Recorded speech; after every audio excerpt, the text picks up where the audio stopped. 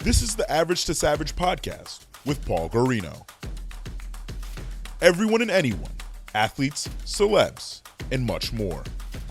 What's up, everybody? I'm back for another episode of the Average Savage podcast. Our special guest today is none other than Nelly. Nelly, what's going on? Appreciate you coming on. Thank you, bro. I'm good, man. How about yourself? I'm good. I just want to read off some of your accolades. You know, I did a lot of research just to get the numbers correct because it had to come correct. 8 studio albums, 6 number ones. You got to correct me if I'm wrong, too. 3 Grammys. You got BET Awards, Billboard Awards, MTV Awards, Soul Train Awards, Teen Choice Awards, a diamond album, 6-time platinum album, a 3-time platinum album, a 1-time platinum album, a 1 gold album. You probably got it right, bro. Sound like you probably close. I mean, I haven't checked the scores in a minute, but you know, when you're in the game, you try not to look up at the scoreboard too much. You know what I mean? Yeah. Right? Yeah, for sure. And as I look it up, as of 2024, you sold over 22 million albums. So I'm assuming it's probably 25 now. I think it's I definitely think that's way more than that. I think All it's right. I definitely think it's more than that because as it sits, Country Grammar is diamond, Nellyville is all diamond. So that's almost 20 by itself. So When do you think I saw? Well, once again, it was 2014, but it said 7 million for Nellyville. When do you think it will hit diamond? It's probably pretty close, man. Considering this resurge, ever since Dilemma, the kind of the surge of Dilemma and the billion views and things like that. The Nellyville album has been kicking in overdrive a little bit, so it's probably around about next year. Depending on how it's going, we might tip the scale. Yeah, for sure. What and since you were obviously released, but that one released 2002, and the other one released in 2000. What does it count? How does it account for album sales now with the streaming? How does it count? I think it's a combination of a lot of different things. You know what I'm saying? It's a combination of the the streams as far as streaming the whole album. If people are listening to the albums a certain amount of times and some shit like that. Yeah. I'm not clear on it specifically myself. Only in reference to old albums. You see what I'm saying? Because it's kind of hard. Because back then you're kind of mixing physical copies with this because nobody buys physical copies now. Yeah. You know what I mean? Everybody just, you go straight to Apple or you go to Spotify, you go to wherever, you're getting your music from, and you're basically just, purchasing the album from there, or even just listening to that guy's channel, so to speak. And so it's a different way. Yeah, for sure. That's why I think it's more impressive that, you probably sold 10 million physical copies. Oh yeah. If trust me, if that, it would probably be double if you could, now, the way that people listen to music, it would probably be 2 times if Country Grammar came out now and was to do diamond, that shit would probably be 2 diamonds. No, I'm serious. By the way that they, you know what I'm saying? Yeah, the way to count. Yeah. Going out physically buying the albums was something different. Yeah, definitely. And then just when you recorded Country Grammar, did you ever think it would become this big? I mean, you dream about it. You dream about it. You hope so, but you never know. You feel blessed that it did happen. And you feel thankful that, so many people all over, not just the 10 mil that was here in the US, but, you're talking about another 10 mil around the world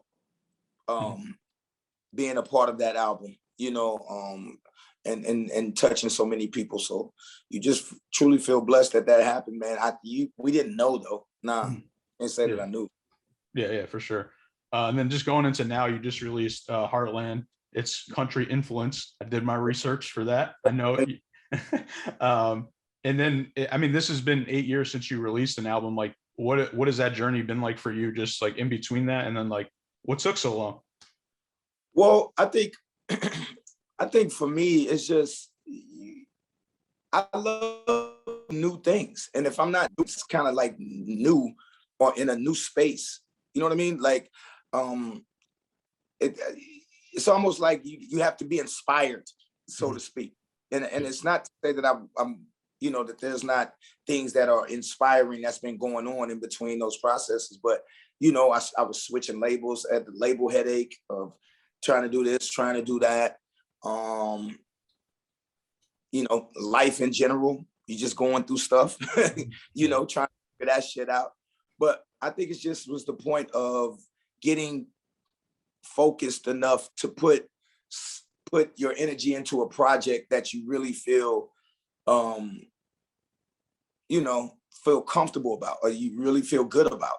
You know what I mean? And this was something I was like, wow, because I love the challenge. It's just not a challenge of just putting an album out, getting people to like it, but it's the challenge of trying to break down new barriers. Yeah. You know what I mean? And that's what this album got me so excited about doing this album, because it's something nobody's ever done before. You know what I mean? And you're trying to, again, create a lane instead of falling in a lane, because nobody knows what to categorize this album as. Yeah. You know what I mean? And that's what makes it so dope, because, you know, it is country influenced. I don't call it a country album out of respect for country music artists, country, you know what I'm saying? The world of country music, because I get it. Because if Tim McGraw woke up and said he wanted to do a rap album, I would be, come on, you know what I mean? Yeah.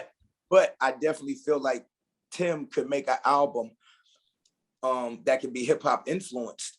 Mm-hmm. That can be like, yo, this is my appreciation. And that's what this album is. It was showing my appreciation and my love for what country music has allowed Nelly to do and participate in their world from.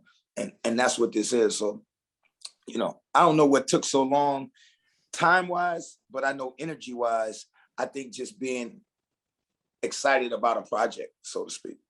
Yeah, for sure. And what has been the response of it so far?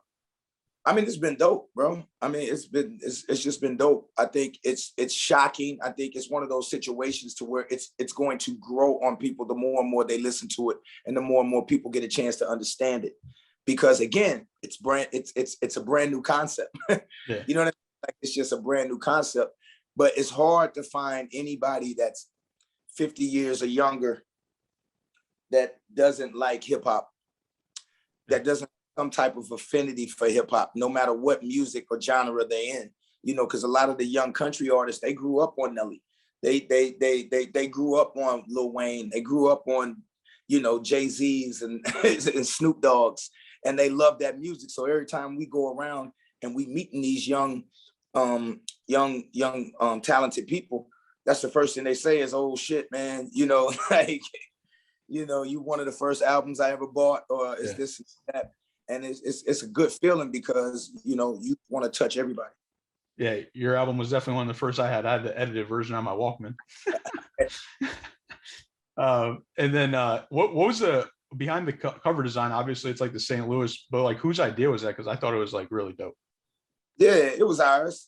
You know what I'm saying? Like, something that came up with was like, yo, this could work. You know, it was all about merging. Yeah. If you look at it from the first time the first single came out, a little bit, it was merging. It was merging the Nashville skyline with the St. Louis skyline. Everything is about just merging that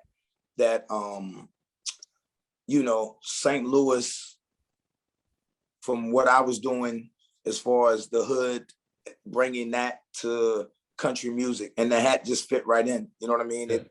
It blended. Yeah, for sure. So actually, you know how like everyone was remaking like Drake's cover? Well, yeah. So I remade the Nelly cover. and I put it out, and then someone thought some people thought it was like a real hat. They were like, yo, I want that hat. And I was just like, it's just like Nelly's album like cover that you guys just don't understand.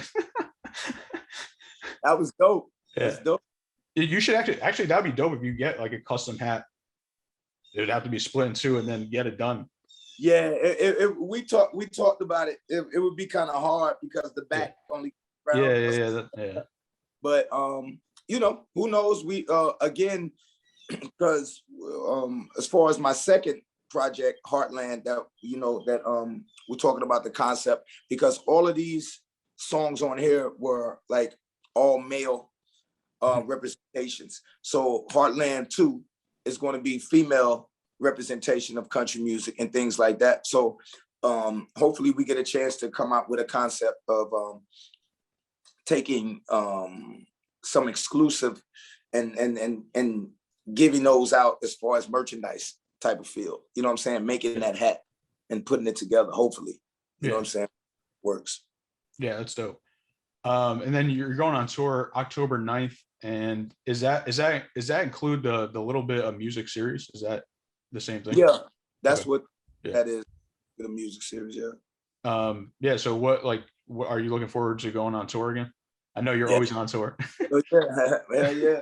But that's one of the blessings that I can truly say I'm thankful for, is that people always want to see Nelly somewhere. You know what I mean? So yeah, shows are not, there's not a shortage of shows for Nelly. Yeah, for sure.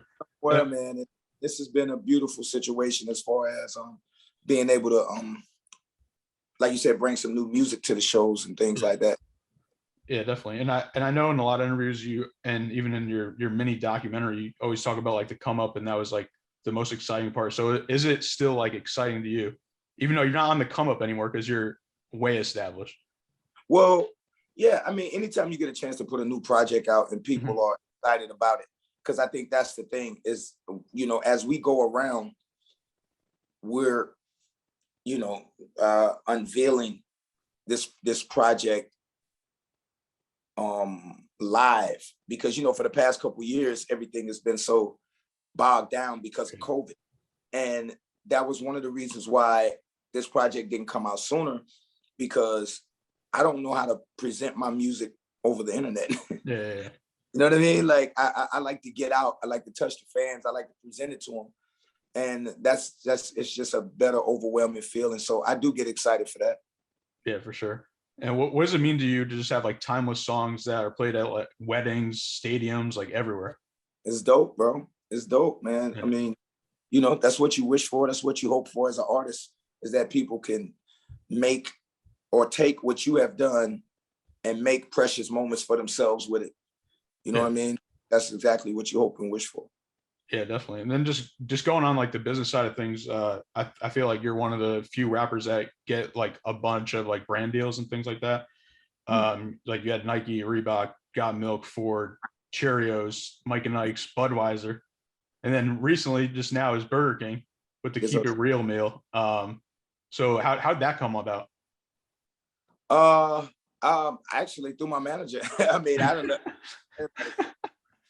He called me like, yo, BK trying to do something. It's like, yo, let's do it. You know what I mean? So, but it was more like the Keep It Real meal. They didn't want Nelly, they wanted Cornell. So I was like, oh, same bank account. Yeah, for sure. So, all right. So I got to ask you, is there a difference between Nelly and Cornell? I mean, I don't think so, but yeah, I mean, I guess. I think, Nelly's more out there. He's gonna hang, he's gonna kick it. Cornell's just gonna sit in the house and watch sports, kick his feet up and be on the couch for a minute. You know what I mean? Yeah. That's pretty different. Yeah, for sure. And then what about just like going with like Nike and Reebok deals like that? You were like, I'd say like one of the first rappers besides like Run DMC. Like, what did that mean to you to just have like a sneaker deal? I mean, yeah, it was great, bro. I mean, again, when you are growing up in that world, and I'm somewhat of a sneakerhead myself, so it's be able to have the connect is like, yeah. especially at that time, you know what I mean? It's just like, we had shoes stacked up to the freaking ceiling, bro. That was always good. Yeah, that was good. Yeah, definitely. And then I know you invested into the Bobcats, which are now the Charlotte Hornets. Are you still part of the Hornets? Yeah. How'd that come about, and what's that been like? So, actually, when they were the Bobcats, Bob Johnson, who had previously owned BET, he got into it, and he was asking, he called and was like, yo, would you like, are you interested in this? And I was like, yeah, sounds dope to me. You know what I mean? So, I was very privileged and honored that he would think of me. And when we did it, I was overwhelmed because, you watch the NBA. Obviously, I'm a fan of the NBA. Obviously, I love basketball and things like that, but you never think that you would actually be part owner of a team. And that was shocking, man. And again, I was very, very thankful. So, but it's still here. And then to have Mike come in, it's just like, that man's like God to me. Sure. But to have the relationship that I have with him as well is amazing because he's dope, man. And he's been so cool with me. And so, what I'm saying, pick the phone up, call him, talk shit. It's nothing. Yeah. And he's just a cool guy, man. It's unbelievable.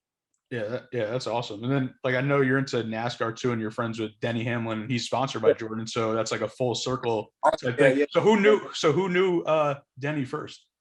Who knew Denny first? Probably he did. I mean, I don't know. That's a good question. I don't know. Because when we're in Charlotte, we're all there. Yeah. Like, Denny lives in Charlotte, down for the games and all that, and obviously MJ. So he's always there. It's different. It's different. I don't know who knew him first. Yeah. What advice would you give to a young artist coming up? Just believe in yourself, so to speak. Things like that, man, and just stay focused, man. Stay focused. It's different. It's different for me.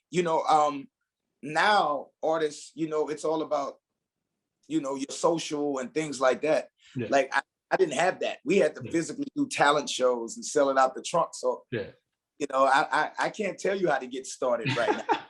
I can't. Yeah. I truly and honestly don't know.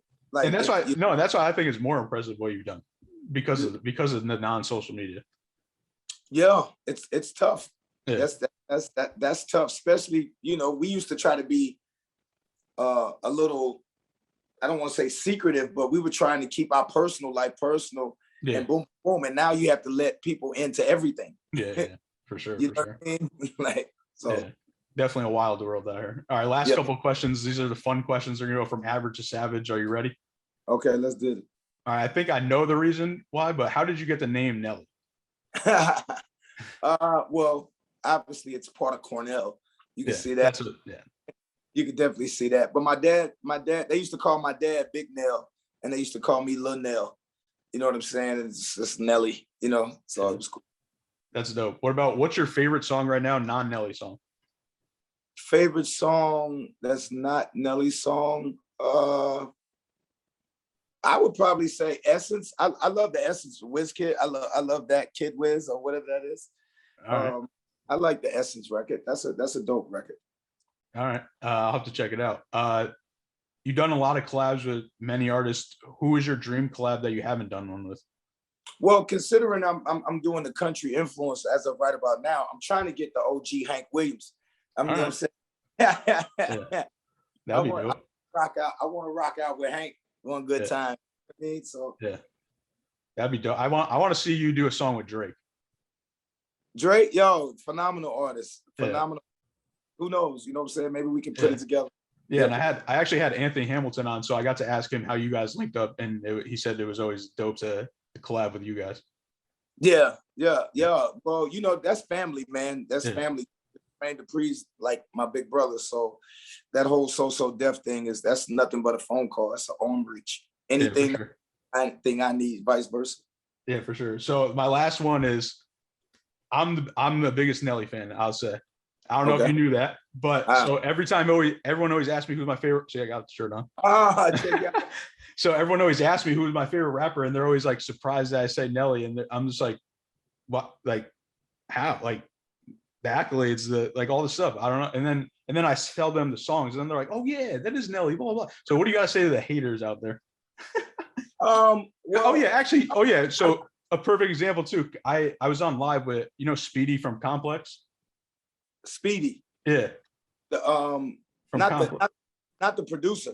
No, from Complex magazine. Okay. Yeah, so I was on live with him. He asked me who my favorite artist was. And I said Nelly, and he was like, "Oh no!" At first he was like, "Oh, what is it, Eminem?" And I was like, "Nah, it's Nelly." I got the clip. I always tweet you the clips, but I'll tweet you again the clips because it's funny. Why would he say why would he say Eminem? Well, I'm assuming he was just stereotyping me. Yeah, oh yeah. Like crazy, bro. Thank you so much, man. I appreciate it. Definitely, I appreciate that love already. Yeah, no, I appreciate it. No, this took me 3 years to get you. Oh yeah. Yeah, dead ass. It took me. But no, I appreciate it for real. No, definitely, bro. It won't take 3 again, bro. All right. Best of luck.